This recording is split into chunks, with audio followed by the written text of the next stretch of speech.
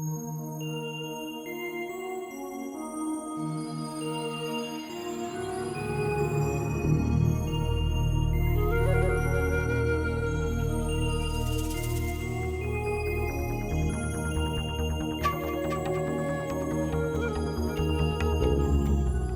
Out Loud,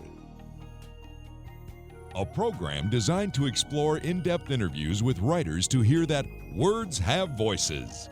Hello everyone, I'm Teresa Miller and welcome to Writing Out Loud. My very special guest today is best-selling author Michael Wallis. We're going to be talking about the reissue of his book, Oil Man, the story of Frank Phillips. Thank you for being here, Michael. It's my pleasure as always. Oil Man is your first book, published. Yeah, 1988. It's ages ago, isn't Yeah. it? And now I'm working on my 19th book. But so obviously this book's very important to me because it was my first book. Yes. Published by Doubleday. This was published even before I had an agent. And so I consider him the books are my children, and this is my eldest son who did very well for himself. What first intrigued you about Frank Phillips? I think the fact that he was such an enigma, that I could never, as much of the great material that I was able to accumulate, including his daily journals, telling me what he wore that day, what the weather was like, what his mood was like. I mean, it was just gold for a biographer.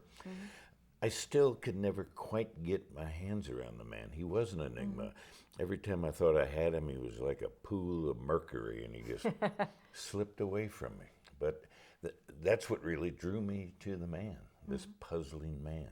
Was there a turning point when you felt that you did know him better, beyond the title Oil Man? Oh, sure, yeah. Well, once I really got into his full life and saw the big picture of the man and his times, I felt I came to know him. I remember the morning when I wrote about Frank's death, and my wife Suzanne just happened to be up in my studio at the time, and she heard me sort of give a little odd noise or something, and she looked at me and I was just crying, and she said, "What's wrong?" I said, "Frank just died." And she started crying. I got to know him like I do so many people that you write about, whether it's Billy the Kid or David Crockett or Pretty Boy Floyd. You get to know these people after a while, and they become your friends. You get to know them. It doesn't mean you're still not going to tell the cold hard truth about them, but you become very close. And so you do, there is a certain amount of mourning, not only for their death, but for the end of the story. And that's why I guess I stay so close to all my books, because I do think a writer too, after you write a book, you have to stick with it. You're still going to be I'm going to be the biographer of Frank Phillips the rest of my life. Pretty Boy Floyd, David Crockett, Route 66. So you have to stand up for that subject, defend it. The research process still continues for me. It never ends, but I swear to you, I could almost, as I say in the book, smell his bay rum and those cigars of his when I was writing. Did you make any discoveries about him that surprised you at all? Lots of surprises, and it gets back to that enigma thing again. I'll give you a couple of examples. You know, here was a man who obviously had a profound impact on the internal combustion engine, automobiles and highways and so forth, and who started marketing gasoline, retailing gasoline. He never learned how to drive a car, never. And here was a man. As a young man, he aspired first to be the town's biggest barber, and he met that goal. You know, by the time he was 22, he owned all the barber shops in town, and he sold a hair restorative called Mountain Sage from his barber shops, and the principal ingredient was rainwater. And he sold it because he saw that rain came down on those Iowa hogs, and they had a good stand of bristled hair, and that was his marketing. And he sold many bottles of Mountain Sage, and he was as bald as a light bulb. Here was a man who would fire an employee in a New York second for the least breach of ethics, yet he was apt to hire him back by the end of the day. And he had this great code of business and honor.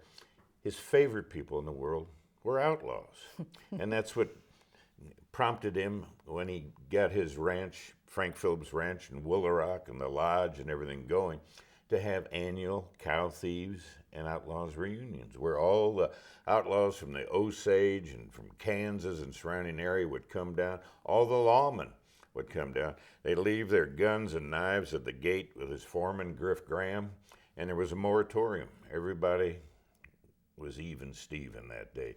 And they ate a roasted buffalo and a beef, and they watched the Osage dancers, and they drank a little whiskey and fiddled and danced, and then everybody left, got their weapons, and everything resumed. But he had a lot of little boy in him that never got out. You do a beautiful job of discussing your relationship with Frank Phillips in the acknowledgments to your book. Could I get them to get you to read them for us? Yeah, I'll read you a spoonful from there. That'd I be good. like that. It'd be perfect. Yeah, I marked that for you. Not too subtle. No, that's good though. It's early morning, and from my desk I'm listening to steady rain drip on the big leathery magnolia leaves. There's no lightning to muddle my word processor, just enough rain to take the edge off the Oklahoma summer and keep the azaleas and ferns looking dapper. Inside my office at treetop level, Beatrice, the wise mama cat, naps with her green eyes at half-mast on a pile of papers. Her daughter Molly sits like a sphinx on the floor just beyond my reach. A second pot of decaf is brewed. I had my morning run before the rain arrived, and now there are no more excuses. I'm ready to spend another day with Frank Phillips, one of the last of the great oil tycoons and a genuine wildcatter. A stack of yellowed obituaries and death notices tell me Frank Phillips died on August 23, 1950, in Atlantic City, New Jersey. I've stood inside the mausoleum where his body was entombed, but none of that matters. For me, Frank Phillips is as alive as the cats or the trees or the rain outside my windows. For the past year and a half, I found him wherever I went, from the steel and concrete canyons of Manhattan to the wild and free prairies of Oklahoma. I saw him strolling with his cane up Park Avenue, and I caught glimpses of him beneath the old elm at Pawhuska just before they cut it down. Frank kibitzed with me from the ghost rig scattered across the oil patch, and I felt him at the townhouse on Cherokee Avenue and on the porch at Woolaroc, and along the banks of the Caney River, and in the lobby of the Empire State Building, and in the garden behind Philbrook, and in 1,000 other places. He came to life in the secret journals and diaries and letters I was privileged to find and read. He came to life in the dusty boxes I searched in the basement at Woolaroc and in the attic at his mansion. He came to life in the eyes of the hundreds of people I interviewed who knew him or had some information to share, which helped me know him better.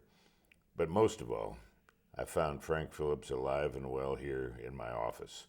This comfortable room filled with notebooks, diaries, photographs, tape recordings, books, letters, and memories of the man. Every day when I climbed the stairs with Molly in the lead and Beatrice close behind, we found Frank Phillips waiting for us. He became alive and real. I felt him at my shoulder. I could smell the bay rum and cigars. It's beautiful. It's beautiful. The best acknowledgments I've ever read. We all have heard the old adage about we know a person by the company he keeps. Yeah. What does that tell us about Frank Phillips? You mentioned the outlaws. Here's the thing about Frank, and this was true somewhat about some of the other old oil barons or those tycoons who had several things in common. One, they became very nouveau rich, as you can see by some of the edifices they left, like the Marlin Mansion or Philbrook and so forth. but Frank in particular was capable of being comfortable with anybody. He never really forgot his roots. I'm not sitting here telling you he was a humble man. He was far from that. He had a very strong and healthy ego, was very self-confident. But he was proud of the fact that a roustabout could come in from the oil patch in his rigging gear, covered with oil, and come in to see Frank Phillips, and Frank would know his name and say, "Come right on in and sit down." In many ways, he would much rather talk to those kind of folks and some of the ranch hands and the cooks out at Willow Rock, and those outlaws like Henry Wells, who robbed the last train up at Okesa. He'd rather talk to them than he would to some stuffy old, investor or board member. Fact is, what he would do is he learned right away, and I think this was very key to the story, is even when the company was going so well, and people, investors, his own board, some member of his family said, "Let's move the headquarters out of Bartlesville to New York or St. Louis or Chicago." He said, "No, we're going to stay right here." And that's where Willow Rock came into play, because that's where he closed his deals. So when those stuffy old investors and tycoons and all the others would come into Bartlesville and get off the train in their three-piece suits and bowlers and spats on, he would have stagecoaches pick them up. And on the way out to the lodge to parley with Uncle Frank, he'd have Henry Wells and the outlaws ride out of the Osage with bandanas on their face and rob them, stop the stagecoaches, take their watches and rings and wallets. And you can imagine what these Eastern dudes were feeling like. Then they got to the ranch. They walk into the lodge, and on this table, and then behind it is Dan Matani, his great Japanese valet, and all of their watches and things are laid out. And here comes Uncle Frank with a big glass of milk and pitchers. Everybody gets a big glass of milk. They're just stunned. They have a salute, and he says, "Boys, you all just enjoyed some of my best buffalo milk. Welcome to the lodge." Then they got down to brass tacks with the whiskey, and they all became boys again. And if he could get a man to that lodge, he always could close the deal. You write intimately about him throughout the book, and I've got another passage I'd like you to read. Oh, great. Well, this is one of my favorite parts of the book, the prologue, which goes on for a while. This is a day in his life that I actually just recreated. It was a spring day, a May day. Prologue, May 1950, late Sunday afternoon at Willow Rock Lodge, the Frank Phillips Ranch, 14 miles southwest of Bartlesville, Oklahoma. Frank Phillips sits in his favorite chair on the front porch and listens to the sweet song of a mockingbird. It's the same bird he's heard all day, singing from the chimney before sunup and ever since from the oaks in front of the lodge. The oak leaves are new and tender, and the geranium blooms in the flower boxes on the porch railing are fiery red. All around the big log lodge, sunlight the color of honey flows through the leaves and melts on the ground. A faint slice of moon that's hung around for days peeks through the tree branches like a ghost waiting for nightfall. Frank's cane is hooked on the chair back, and on a small table are kitchen matches, a glass of water that sat untouched for hours in an ashtray. Dressed in a dark business suit and bow tie, Frank watches summer close in on his ranch in the Osage. The rosy flush of spring is about to vanish. It's beautiful. You gave me a little backstory about that earlier, writing that passage. Yeah, it was, in my prologue, I wanted to give everybody kind of an overall look at the man as a whole, and that's what I do. That prologue goes on to explain everything. And I was able to find some of the principal people that come up in that prologue, servants. I describe a young couple, a Phillips Petroleum worker whose dad also worked for Phillips. They came down with a little girl and baby. I was able to find that baby and little girl and get their memories from that time or what their parents told them from that time. So there's a lot of work went into this thing that goes very smoothly, but was most difficult to put together. And I'm very pleased with the results. And I've read that prologue many times. In fact, I just read it yesterday to a whole bunch of people, and I read it right on the front porch of Willow Rock, right at the scene of the crime. How has the Phillips family responded to the book? Well, they love it, you know, and they realize that I tell the good, the bad, and the ugly, and I don't pull any punches with Frank Phillips. He was not a particularly great husband. He certainly wasn't a very good father. He, like many of these self-made guys, was pretty much involved in his business and thought the way to take care of his only natural child, the son, was to give him ponies and all kinds of things. And it really destroyed his son, John. He was good to his two foster daughters, who I kept in close touch with. But the family understands that, just like the family of Pretty Boy Floyd understood. Look, I'm going to tell the story the way it happened. Let the chips fall from where they may. But I can guarantee you I'm going to tell the honest story, the true story. And when you tell people that, they pretty much think, well, that's okay then. Let's do it. And that was what was the result. What makes his story relevant to a new generation of readers? You know, well, you know me, I'm not a business writer. No. And this isn't what I would call a big business biography. But there's enough business in here, and there are enough life lessons in here, no matter what business you're in, if you're selling shoes or a dentist or whatever you are, to learn from this. And I've heard from a great many people, a lot of young people, MBA candidates and things like that, how this book inspired them. I've heard how this book, several instances, they say it changed their life, because what they're learning here are the lessons of how Frank Phillips lived his life. He's the classic entrepreneur. I told you the story about Mountain Sage. That went on throughout his life. One of the key things was this man with a very healthy ego knew and was not afraid to hire someone who was smarter than he was. That's difficult for some people to do. And then leave them alone, not bother them. Be there, but not micromanage them. And that was very key to his success.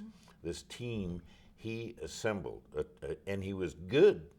He was a good man to work for. He expected you to work hard, but he was good to everybody, whether you were a lowly worker assisting out in the oil patch or you were one of his senior vice presidents. But all he asked for was some hard work and some loyalty, and also let's have some fun. Have you come to view him any differently over the years? Yeah, in a way, I've come to find that many people would like to see Phillips Petroleum, which has changed so much. Yeah. ConocoPhillips, now their old rival and themselves are combined. You know, we've had this marriage of Ponca City and Bartlesville, so to speak, but the company's so different, so diluted, and changed. And in some ways, of course, change is always good for the better, but change also brings about the loss of some things. And I hear this, especially not as much anymore because the old timers are dying off, the men and women. I don't think there's anybody left there now who knew Uncle Frank, or some of them didn't know Boots Adams, who came next. But they long for those days of that personal touch between management and the executives and the workers, and the fact that it was a real family feeling. I mean, there was no more of company town in the world than Bartlesville, Oklahoma. And the fact that Frank Phillips said, we're not leaving this town. This is going to be our headquarters. And that meant a lot to those people, and they're still loyal to him. I was very fortunate back in the 80s when I was doing the research and wrote this book that came out originally in 88 to find some of those old wisdom keepers from Phillips, including former presidents, financial officers, attorneys, who were totally company people, usually company men, because that was a macho operation with a few exceptions. But they were ready, they knew they were passing, and they were ready to talk. And it was my good fortune, and my readers' good fortune, because I got the story with no punches held back. They just told it straightforward, and it was great. It was very good, and that's resulted in this book, which I'm so delighted is back into print. If you could sit down with Frank Phillips today, talk like we're talking here, and ask him 3 questions, what would they be? Well, I would. There's one question I'll save till last that I'm dying to ask him, because I asked it to those lieutenants of his and got an interesting answer. I would ask him what he thinks of the state of his business today, all the controversies surrounding the energy business as we know it in Oklahoma, the good and the bad of it. I mean, that's the business that brought us to the dance, but it's also a very controversial business, and much more than it was in his day. What with the fracking and all of that, and the fact that we have a real problem facing us in the environment, and we're looking at alternative energies and so forth. So I'd ask him, just give me your straight out honest answer on that. And then I'd ask him probably something about Woolaroc, because Woolaroc really meant a lot to him. And I want his assessment of that ranch today, because I think he would really like what's happened there. And what's happened there is that it's gone on, and there are still people working there generations later whose grandpa or grandmother or great-grandfather worked for Frank Phillips. And I'm sure that would make that old man very proud. You know, before he died, out in that mausoleum in the hill, he told, leave it, I want a telephone installed, I want it air conditioned, and leave my fishing gear. And someday I'm going to come down to Clyde Lake when you're fishing my fish, you ranch hands, and I'm going to tap on your shoulder and join you. So that's what that, and the last thing I'd ask him about is, what would you have done some years ago when Carl Icahn and T. Boone Pickens tried to take over the company? Because that was very controversial in Bartlesville. And I'd like to know his honest answer. Because when I asked that to that gathering of old men, I said, what would Frank or Boots have done about a takeover? And they answered just like that. They said, well, Frank and Boots would have, I know exactly what they would have done. Those guys would have gone down an oil field road and never come back. So it'd be interesting to say if Frank would belly up to the bar and tell me that same thing. You've got to also tell us about your latest book that you're working on. Even as we speak, you're working on it. No, my 19th book. The working title is Oh, Don't You Cry for Me, the true and tragic story of the Donner Party. Now, as soon as I tell people I'm working on a book about the Donner Party, some of them grimace, because those who know what the Donner Party is all about, famous Donner Pass, know that this was a band of the foot soldiers of Manifest Destiny who were trapped in the high Sierras in the snow and ultimately had to cannibalize the dead. They didn't kill people, but they had to cannibalize the dead, their own family, although they tried not to dine on their own family members. It was the most difficult, perilous time, and half of them made it into California eventually, were rescued in 4 different rescue parties, and became very prominent Californians. So if that didn't happen, we wouldn't be telling the story. They would have just been more pioneers that made it over the mountains.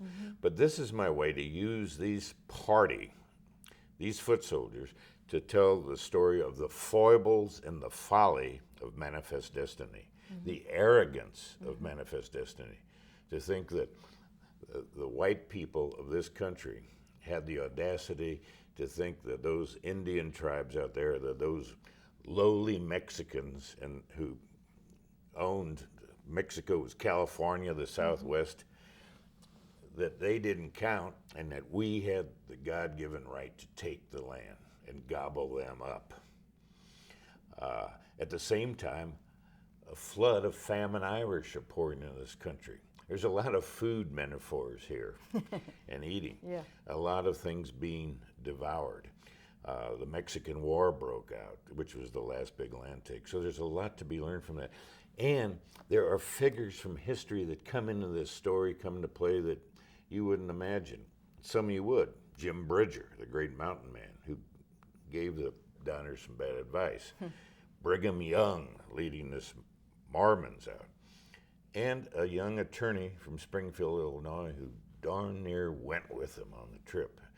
And if he would have, instead of having the 16th president of the United States, Abe Lincoln might have ended up an entree in the High Sierras. It's a great story. It's a real American story, and for me, it's another road story.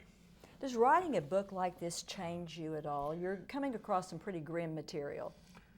Well, I've dealt with grim material a lot as a writer, as a journalist. I mean, I've witnessed probably 24 autopsies, been at murder scenes, saw death and destruction in the Marines and so forth. So, but the fact remains, I'm still, with all that said, I'm still a pretty sensitive guy. You are. And for instance, when the animals are being killed in this book, as we often do, I feel more for them than when the humans are killed. But no, I'm very familiar with the material, and I deal with it head on. And of course, you learn constantly as you write a book, and you learn not only more about your subject, but you learn more about yourself and people in general.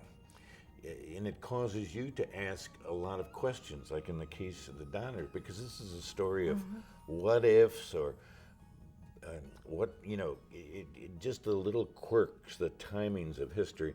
And ultimately, then you ask yourself the big question that everyone has to ask about the Donners, stuck in the snow with their families, their babies, their children, their hired people.